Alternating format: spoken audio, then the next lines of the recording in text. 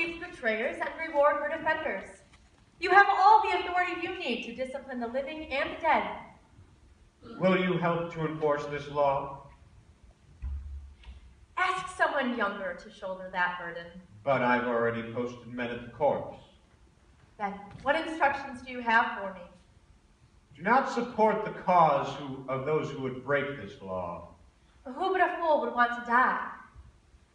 Exactly. He'd be killed.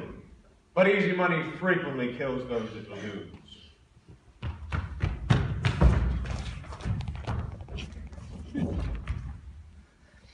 I didn't run here at such a breakneck pace, King, that I'm winded.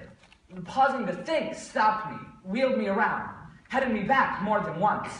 My mind kept yelling at me, "Reckless fool, why go where you'll be punished?" Then, "Lazy clod, dawdling are you? What if Creon hears this news from somebody else? You'll pay for it." I made myself dizzy, hurrying slowly, stretching out a short rope.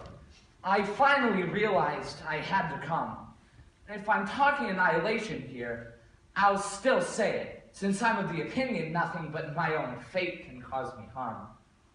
What's making you so agitated? The need to explain my role in this matter. I didn't do it. I didn't see who did, so it wouldn't be right to punish me. You're obsessed with protecting yourself. That's a nice fortified wall you've thrown up around your news, which must be odd indeed. You bet. And bad news must be broken slowly. Why not just tell it? Then you can vanish. But I am telling. That corpse, somebody's buried it and run off. They sprinkled thirsty dust on it, then did all the rituals. What are you saying? What man would dare do this? I've no idea. No marks from a pickaxe. No dirt thrown up by a shovel. The ground's all hard and dry, unbroken. No wheel ruts. Whoever did this left no trace. When the man on Dawn Watch showed it to us, we all got a nasty surprise. The dead man had dropped out of sight. He wasn't buried, but dusted over, as though someone had tried to stave off defilement. There was no sign that dogs or wild animals had chewed the corpse. Then we all started yelling rough words, threats, every guard ready to throw punches. No one to stop us. All of us under suspicion, but none of us convicted. We all denied it, swearing to God we'd handle red-hot iron or walk through fire to back up our oaths.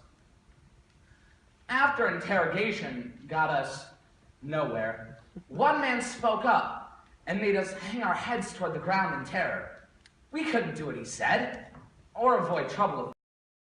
Something's been bothering me. Suppose this business was inspired by the gods. Stop before your words fill me with rage. How can anyone possibly believe the gods protect this corpse? Did they cover his nakedness to reward him for loyal service?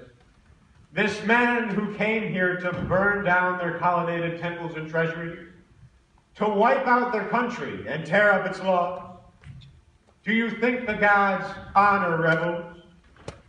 They don't. But for a good while now, men who despise me have been muttering under their breaths. My edict bruised their necks. They're rebelling against a just yoke, unlike you good citizens who support me. I'm sure these malcontents bribed my sentries to do what they did. Mankind's most deadly invention is money. It plunders cities, encourages men to leave their homes, tempts honest people to do shameful things, instructs them in criminal practice, drives them to act on every godless impulse. But by doing this for silver, these men have guaranteed that sooner or later they'll pay the price. But you who worship Zeus, since Zeus enforces his own will through mine, be sure of this, it is my solemn oath. If you don't find the man who carried out this burial and drag him before me, a quick trip to Hades won't be your fate. All of you will be strung up for a while and hang your insolence on display. From then on, you can calculate exactly how much profit to expect from your crimes. More men are destroyed by ill-gotten wealth than this wealth ever saved from destruction. May I speak further, or shall I just leave?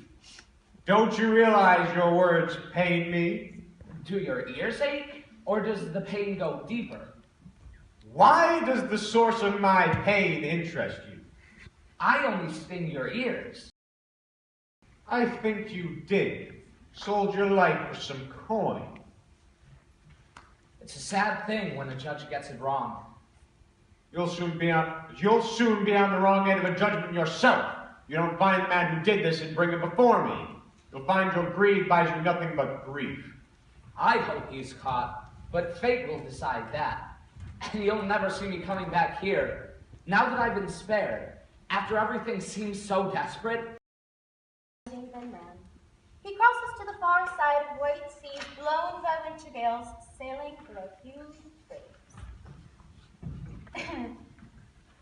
He wears earth down, our primal, internal, inexhaustible God. His stallion-sired mules plowing her soil back and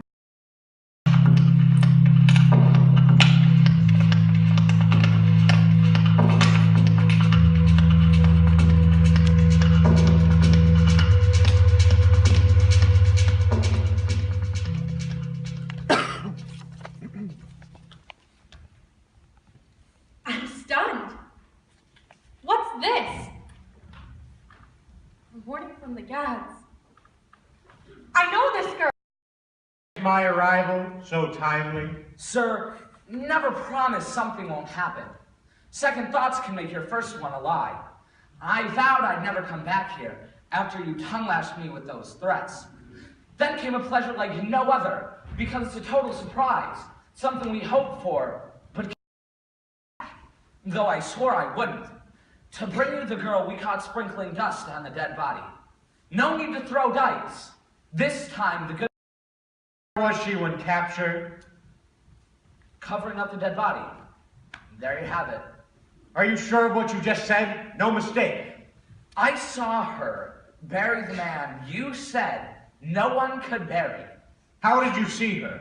Was she caught in the act? Here's what happened. We went back there after those ugly threats to brush the dirt off the dead body and strip it down to its rotting flesh. Afterwards, we hunkered upwind under some hills to spare us any stench the body might have sent our way.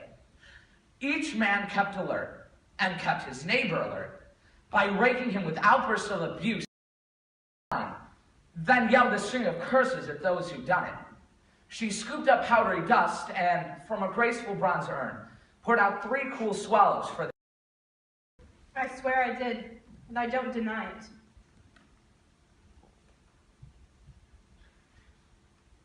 You're excused from this grim business. You're free to go wherever you please.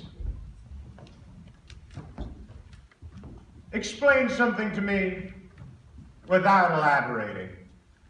Were you aware of my decree forbidding this act? Of course I knew. We all knew. And you still dared to violate this law? I did. It wasn't Zeus who issued me this order, and Justice, who lives below, was not involved. Spirits are the first to crack. There's always the iron tool hardened by fire that snaps and shatters. And headstrong horses can be tamed by a little iron bit. There's no excuse for a slave to creep while her master's home. This girl learned insolence long before she broke this law. And what's more, she keeps on insulting us and then gloats about it. It is apparent that if she emerges victorious and is never punished, I am no man. She will be the man here. I don't care if she's my sister's child, a blood relative closer than all those who worship. In many ways. It can, for instance, say and do anything it wants. These Thebans here don't see it your way. But they do. To please you, they bite their tongues. Aren't you ashamed not to follow their lead? Since when is it shameful to honor a brother? You had another brother who died fighting him? That's right. Born to the same mother and father. Then why do you honor Polynices when doing so desecrates a burial party? Or do you claim ignorance? I confess it, if she will let me. I accept my full share of the blame. Justice won't let you make that claim, sister. You refused to help me. You took no part. You were living on the green foliage. I'm not ashamed to suffer with you the whole way. The dead in Hades know who buried him. I don't want love that just shows up in words. It would disgrace me, sister.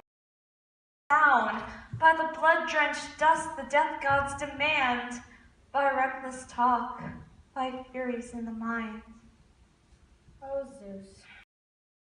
Youngest of your sons, does he come here enraged that you've condemned Antigone, the bride his friend promised? Or in shock that his hopes for marriage have been crushed?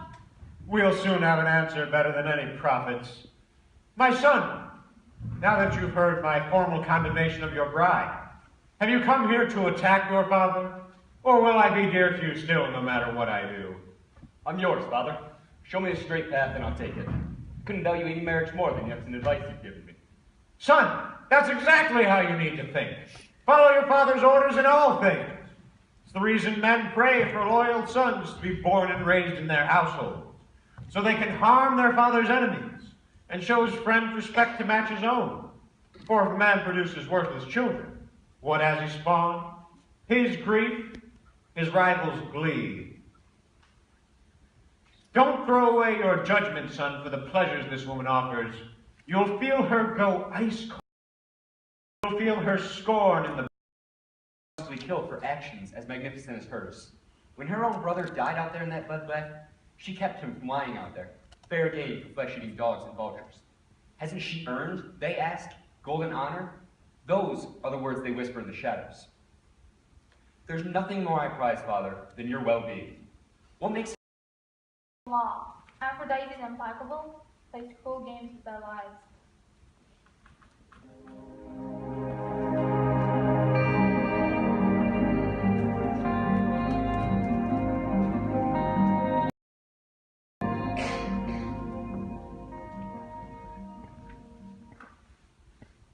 This sight also drives me outside the law. Can't stop my own tears from flowing as I see Antigone on her way to the bridal chamber, where we all lie down in death. Citizens of our fatherland, you see me begin my last journey. When you were slaughtered, so was I. Your pious conduct might deserve some praise, but no assault on power will be tolerated by him who wields it. It was your own hot-headed willfulness that destroyed you. No friends, no mourners, no wedding songs go with me. They push me down a road that runs through sadness. They have prepared it for me, alone. Soon I will lose sight of the sun's holy eye. dying any good. No more delay. Take her in. And once you've finished sealing her off, just as I've ordered, inside the cave's vault, leave her alone there, absolutely isolated. There she can decide whether she wants to die at once or go on living in that black hole. In either case, today will be the last day she spends above ground. My tomb, my bridal bedroom, my home dug from rock will. I'll hear no bridal songs or feel the joy of married love. And I will have no share in raising children. No. I will go grieving, friendless. Night and day, she was watched. Like yours, my daughter.